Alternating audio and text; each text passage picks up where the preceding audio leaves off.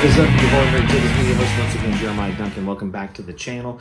Today I got a 2009 movie for you from Ghost House. If you haven't seen it, we'll talk about it. We'll see if it's worth it. I'm talking about the 2009 release of Jack Ketchum's Offspring.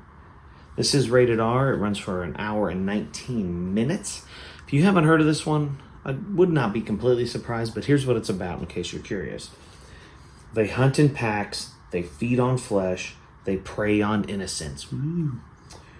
They are back with a vengeance and an insatiable appetite for human flesh. Their time has come again. Based on the acclaimed novel and adapted for the screen by best-selling author Jack Ketchum, Offspring follows the survivors of a brutal flesh-eating clan that has resurfaced in the once sleepy town of Dead River, Maine.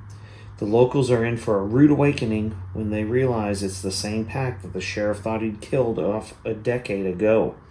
Just when they thought the nightmare was over, they're about to discover that the fight for their lives has only just begun. What? Alright, so this movie is pretty wild. It's got feral kids in it. The kids are eating people, and they're gonna get you every time. I mean, you can't trust kids. If you've learned anything in horror movies, especially, you can't trust the kids.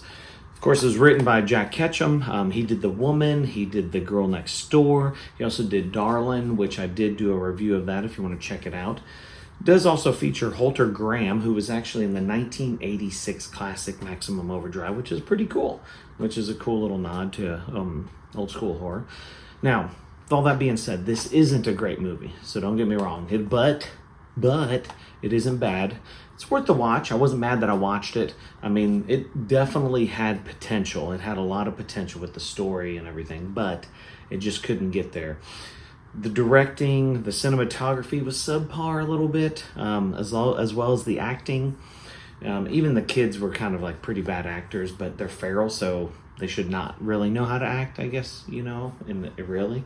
But it was still pretty cool. The story was pretty cool. I enjoyed it for that aspect. It even had some really good gore moments in it that kind of helped it kind of cross the finish line.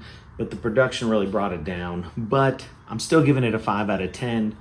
Not mad that I watched it. If you've seen it, comment below. I'd love to hear your thoughts. Like, subscribe, hit the death bell for notifications.